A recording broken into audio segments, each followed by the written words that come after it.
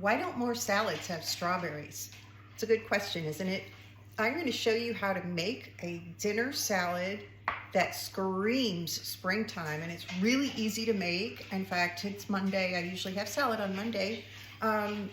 But this would make a great brunch side. So let me show you what's going in it. I have a variety of greens. Now you can really do what you want. I have about half spinach, but I was able to pick some really cool stuff. I have this variegated flashy lettuce. It's called Monte Carlo. It's like a romaine, so it's crispy, curly endive, quite a bit of arugula, and some curly lettuce, and why not a little dill. So I have all of that, a few pieces of kale, not very much, and it's really tiny. So my main recommendation is do one dark green. Arugula or spinach would be fine with this. I really like it with spinach. And then get a variety of others. A mixture makes a salad more dimensional, and it'll be really pretty as well. So you want to get the amount for each serving ready. You know, by the time this is dressed and all, it'll kind of pack down. So this should be about enough for a dinner salad for one. And I have the strawberries, of course. I have, let's just bring this over here. I have a little bit of broccoli that I already cut up into bite-sized pieces. This will add some crunch, and it's a spring vegetable. I have celery, cucumber, carrot. I have feta cheese. Goat cheese would work great too, one or the other. And I have some of these celery greens, by the way, and some cilantro. I picked a lot this weekend, so I kind of have to let the plant grow back. So I might have even used a little more. If you don't eat cilantro, use some parsley or fresh chives, but these celery greens really brighten up a salad. So okay, let's get going. The first thing we're gonna do is make the dressing, and it's going to be super simple. I'm just making it for one, but you can just, you know, add more volume to this. In fact, if you want to make a whole bunch of this dressing, since it's going to have fresh basil, you don't want to make too much of it, okay? I have a shallot here. They're wonderful for salad dressing, and it's my preference. But if you can't get a hold of a shallot, red onion is fine. Next choice after that, maybe scallions. You want it to be a little on the mild side. And we're gonna get this shallot. We don't need a lot. Again, this is one serving, but we want it minced really fine. So I'm gonna run the knife through it a couple of times. Okay, there we go. That looks good. Okay, so that's the shallot, and we need to cut up this basil, super tender. Just picked it. And so we're gonna squish it up into a little bunch so there's something to cut into, and just start running the knife through it. Oh, it smells good. I love the smell of fresh basil. Wonderful.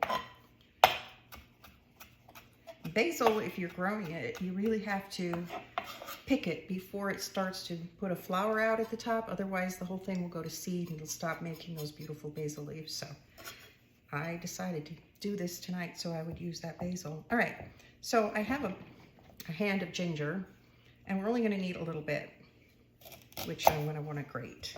So the best way to take the peel off is not with a knife or a peeler, but a spoon, believe it or not. Let me see if I can do this up close so you can see. My hands are still a little iffy from surgery, but I will try. But see, I'm just using the back of the spoon, you see, and it just peels away, okay? You just put a tiny bit of pressure with the back of the spoon. For some reason, this works better than a knife, a peeler, and all those fancy things, okay? So I'm just getting the peel away from the edge here. You can kind of go around this way, see? Because we don't want to grate the peel into the dressing.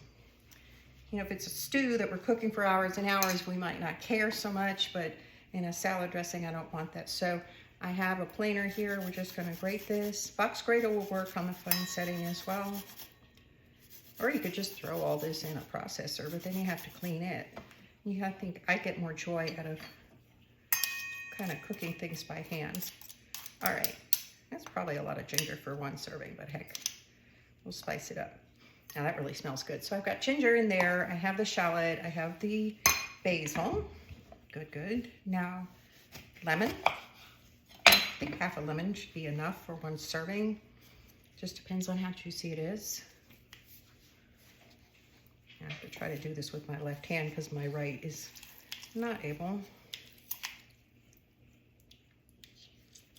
I'll tell you, don't fall down and break your wrist. Big mistake. If I could have gone back and not done that. Okay, that does look like enough. Well, you know what?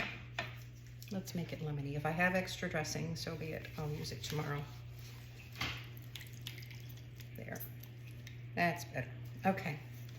Now we're gonna need a little drizzle of olive oil. Just eyeball it, but you usually have like 1/3 acid, which in this case is our lemon, and 2/3 oil. Okay, so yeah, I am making a couple of servings here. Need a little salt and pepper. Of course, I didn't remember to bring that over here to the cutting board.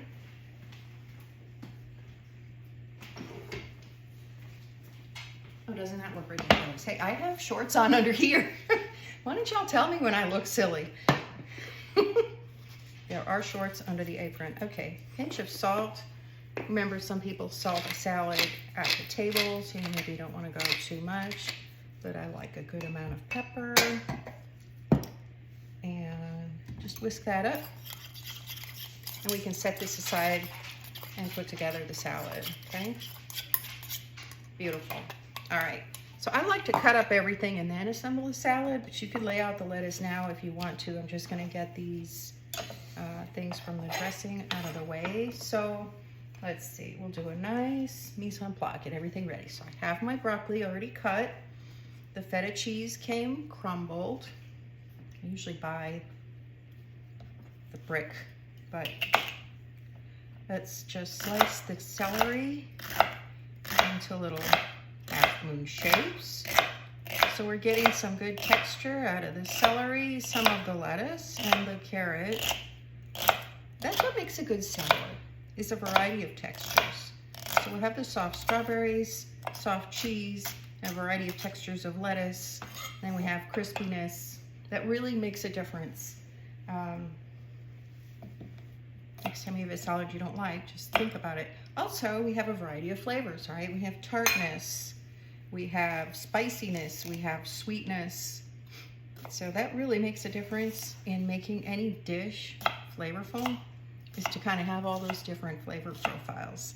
So if you're wondering, the spiciness comes from the ginger, tartness from the lemon, sweetness from the strawberries, a little pepperiness, a little bit from the arugula. That's also spicy depending on the arugula that you have. So I'm just going to give that cilantro and celery leaves a rough chop. Looks good. So the last thing that I need to prepare is actually the strawberries. So let's just take tops off of these, and a couple of them already are. Picked these myself this weekend, and they're absolutely perfect. Yeah, and I have all the ingredients all ready to go now, strawberries included. So let's put this salad together. I have a Swedish dishcloth that's damp, so I can kind of wipe my hands as I go as needed. So we want to start with the lettuce, and honestly, you could chop this up and just toss it around, but let's go ahead and make it fancy, because if we were going to do this for Easter brunch, we're going to want it to look especially nice, right? So why not? Okay, so I'm just kind of organizing these leaves like this. Let's see, you know, if I brought it over in all separate dishes, it might be easier, but that's okay. We'll get there. Okay, so that's like arugula there. Let's take this out. This is the spinach right here. So you can see why this is going to taste like spring based on all the ingredients. And I had just a little bit of kale. Oh, one more of these, one more of these. Okay, the curly lettuce. Let's put that in the middle. What do you think? Yeah. So you know, as much as people say, oh, salad is light, by the time I build a dinner salad, it's a hearty meal. All right, so let's see what we can do to make this look really pretty. Let's go around with some broccoli. That definitely adds some crunch to this salad. There we go. Just put it around. You know, you like purposely arrange it so that it looks random, if that makes sense. All right, let's go with this chopped. It's celery greens and cilantro mixed. If you don't want to use cilantro, parsley is a good choice. Just use some fresh parsley on that. Don't add dried parsley to a salad. Okay, I think that's going to be enough celery. I don't want to go too crazy on that. And let's get the cucumber on there. Cucumber smells good too. Okay, all right. So the feta cheese. My Instacart shopper brought me a different one than I hoped for, so we'll see. It should be all right. Okay. It's dinner, so we're gonna add a good amount. Okay. All right, so here we go with the strawberries. So I cut them kind of the long way so that we could just arrange them pretty on the salad in little clusters. Like I said, if you're just interested in a quick lunch, you don't have to do all this, but since there will be some entertaining coming up next week for many of you, I thought, why not show you how to make something pretty. I think this would be awesome with a brunch, you know. It would just be a perfect side, I think, to exit that. Okay, look how pretty that looks, doesn't it? All right, now the one thing, you don't want to dress this salad until you're ready to eat it, okay? Because everything is going to start getting soggy very quickly. But what I'll do is just drizzle that dressing on the top and we'll have dinner.